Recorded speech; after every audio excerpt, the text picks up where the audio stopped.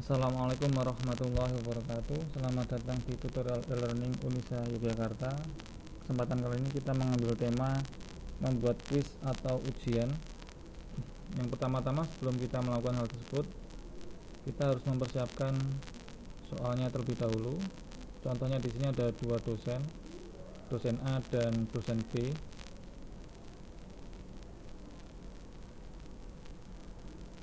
Misalnya dosen tersebut memiliki mata kuliah yang sama dan akan membuat soal pada ujian yang sama. Oleh karena itu, kategorinya harus dibuat sama persis antara dosen A dan dosen B.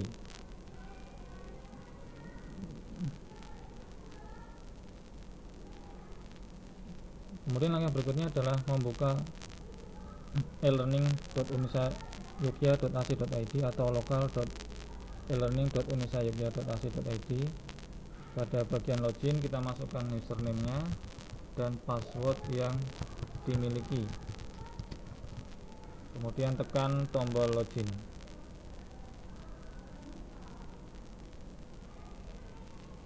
Langkah berikutnya adalah masuk ke dalam mata kuliah atau course.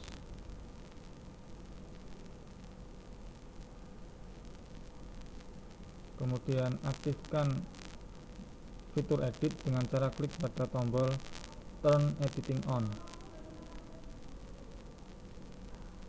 Kemudian tentukan lokasi di mana kuis atau ujian akan dimasukkan. Kemudian klik add an activity or resource pada tempat yang sudah ditentukan. Kemudian pilih kuis, bisa dibaca definisinya di sebelah kanan, kemudian diklik add.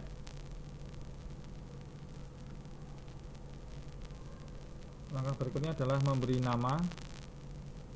Kita ambil saja dari kategorinya atau bisa dibuat nama lain.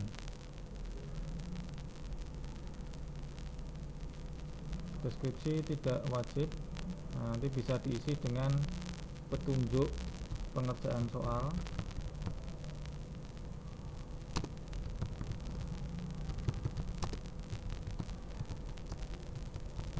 Dan informasi yang lain. Kemudian kita centang display description on course page jika petunjuknya atau informasi yang lain ingin ditampilkan.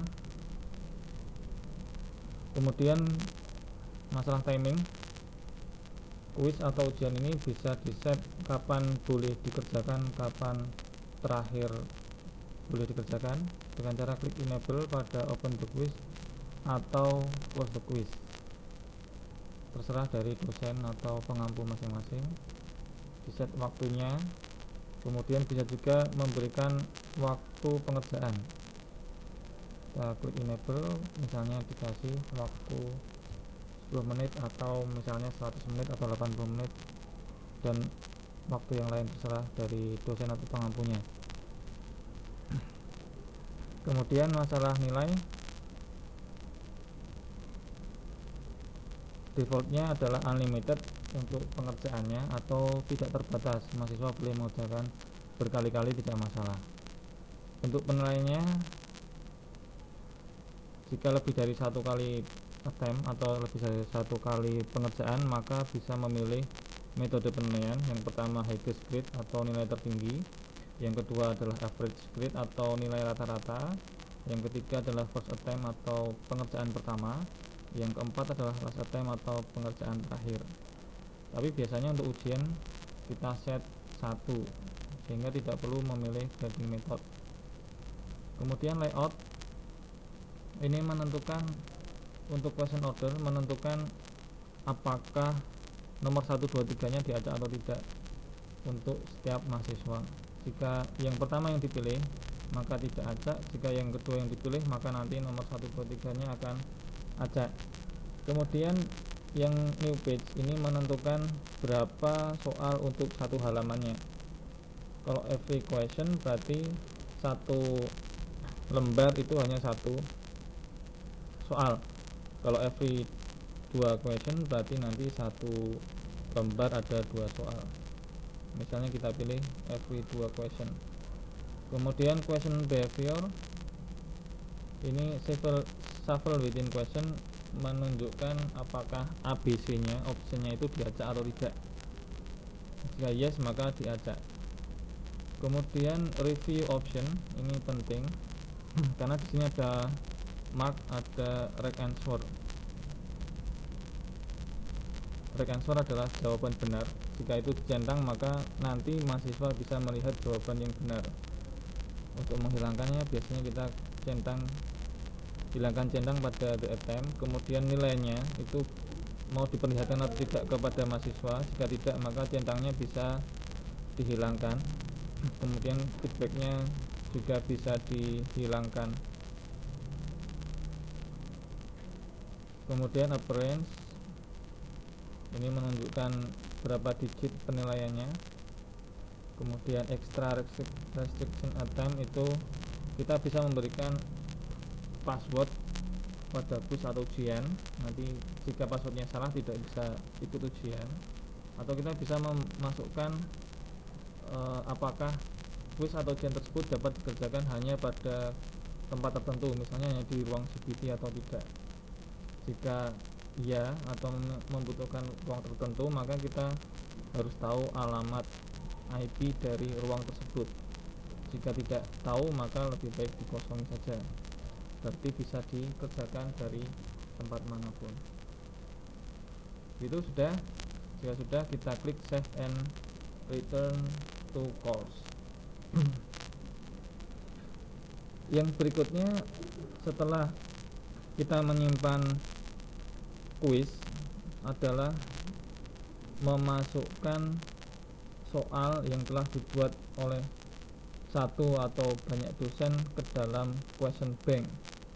Dan nanti setelah berhasil dimasukkan soal ke dalam question bank, langkah berikutnya adalah memasukkan soal yang ada di question bank tersebut ke dalam kuis yang baru saja kita buat ini.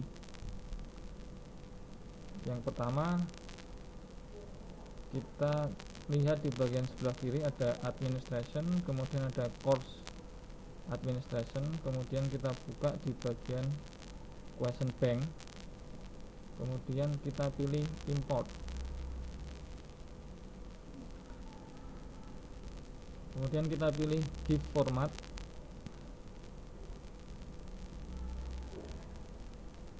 Ada dua cara untuk memasukkan soal, yaitu choose a file atau drag and drop. Tapi kita pilih yang mudah saja, kita pilih drag and drop, buka folder yang tadi. Kemudian kita pilih soal yang mana dulu, tidak masalah. Kemudian kita drag and drop, kita klik, kita tarik. Kliknya masih ditahan, jangan dilepas. Kemudian masuk ke bawah, kemudian dimasukkan ke dalam kotak. Kemudian baru dilepas kliknya. Itu namanya drag and drop. Jika sudah selesai maka nanti akan seperti ini, kemudian diklik import. Kalau seperti ini berarti soalnya berhasil dimasukkan karena sama, yaitu sama-sama 3. Kemudian kita ulangi lagi, kita klik import, kemudian kita pilih di format, kemudian kita masukkan soalnya.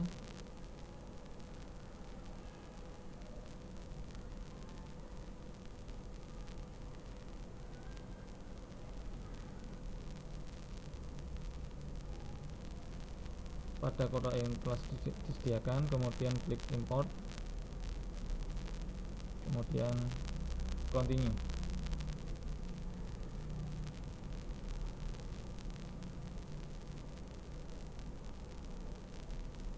Ya, yang berikutnya setelah selesai memasukkan soal ke question bank, maka kita klik pada kode mata kuliah ini. Kemudian kita cari quiz yang kita buat tadi. Ya. Kemudian kita klik. Kemudian kita klik edit quiz.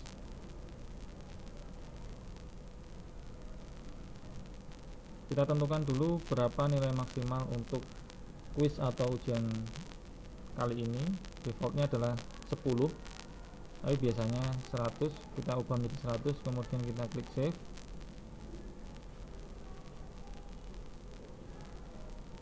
Setelah itu kita baru memasukkan soalnya dengan cara klik add, kemudian from question bank,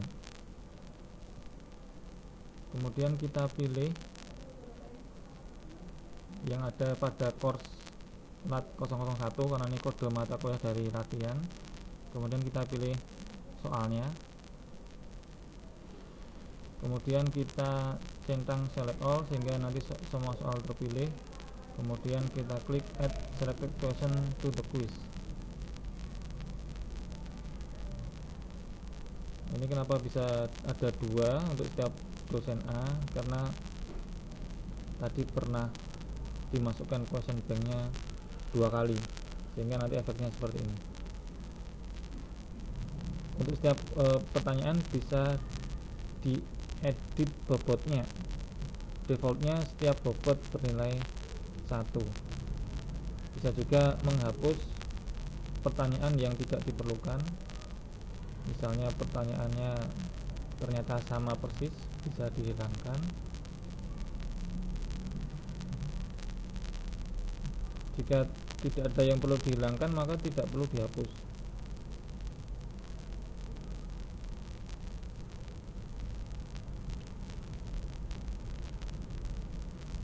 Ya, demikian tutorial pada kesempatan kali ini. Apabila ada kurang atau lebihnya, mohon maaf yang sebesar-besarnya. Wassalamualaikum warahmatullahi wabarakatuh.